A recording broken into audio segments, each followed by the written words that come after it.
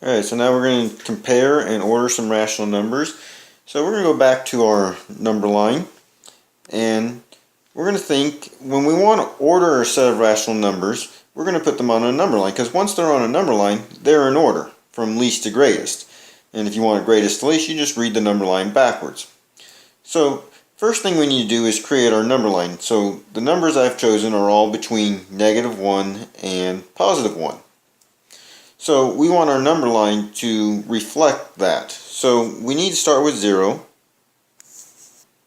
because that's in between -1 and 0. And then I'm going to put 1 all the way out here and -1 out here.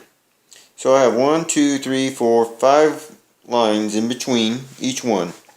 So basically, each one is going to be equivalent to about 2/10. So this would be 2/10, 4/10, 6/10, 8/10. And the same thing on the negatives. So -2/10, I don't have room to write them all. -6/10 there. And I chose decimals for this particular one, but there's no reason I had to. I could have done it as fractions. 2/10 as a fraction would be 1/5, 2/5, 3/5, and 4/5. So -1/5 and -3/5. Again, I don't have room to write all my negatives. So now we can start putting these on the number line. So -8/10 is our first one. That's going to be right here. The second one is 1/4. Now I don't have a 1/4, but 1/4 is going to be equivalent to 25/100, so that's going to be just a little past that 2/10. And then I have -1/2. Again, I don't have a 1/2 on there, but it's going to be right between a -6/10 and -4/10. And then I have 4/10, so that's going to be right there. So now I have these in order, and I can write them from least to greatest. So our least is -8/10, and then -1/2, and then 1/4, and then 4/10. So the trick here is to either convert all your fractions to decimals or all your decimals to fractions, depending on which one's easier for you to do for the numbers you're looking at. And really it's going to depend on the list of numbers that you start with, and I'll go into detail on that in just a second. Alright, so here I have another two sets of data. And for this, again, remember, we need to make everything either a fraction or a decimal. So if you look at that first set of numbers, we have 1/4, 23/100, -1/8, and -17/100.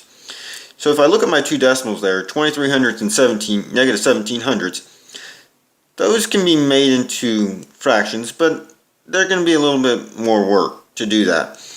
But if I look at my 1/4 and my -1/8, those I already know what the decimal equivalent is. So 1/4 would be 25/100. And once I know that 1/8 is going to be half of that.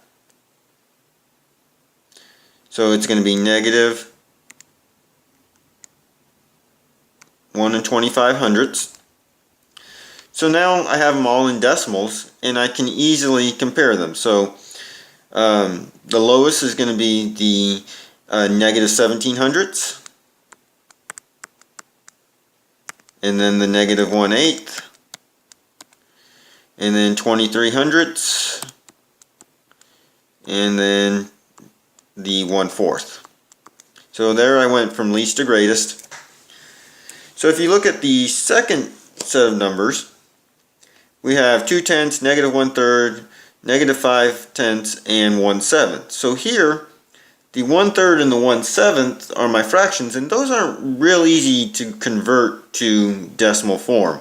Those aren't ones I'm just going to know off the top of my head, at least not the 1/7. But the 2/10 and the -5/10, those I know what the equivalent is in the form of fraction. So 2/10 as a fraction is going to be 2/10, which reduces to 1/5. And then we have -1/3, and then the -5/10, that's equal to -1/2. So now we have them all in fractions and we can start ordering them. So negative 1/2 is going to be our least, which is equivalent to our negative 5/100, or 5/10. And then the negative 1/3. And then looking at our positives, 1/7 is going to be less than 1/5. So we have, let's write that as the decimal. When you're writing these, even though you convert them, you want to make sure you write them in whatever the original format is.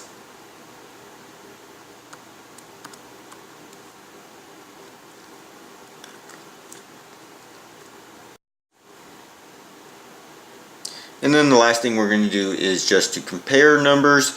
And comparing numbers is the same as putting them in order. So if we had 2/5 and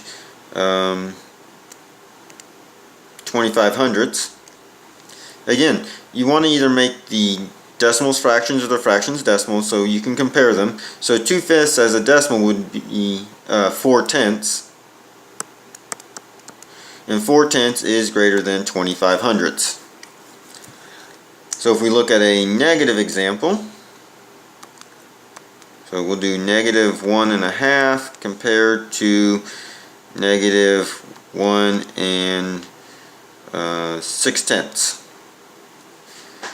So here I'm going to make that 6/10 into a fraction. So that's going to be negative 6/10, which reduces to 3/5. And 3/5 is a little bit more than 1/2 in a fraction, but because we're working with negatives, that means it's further from 0, so it makes negative 1/2 greater than negative 1 6/10.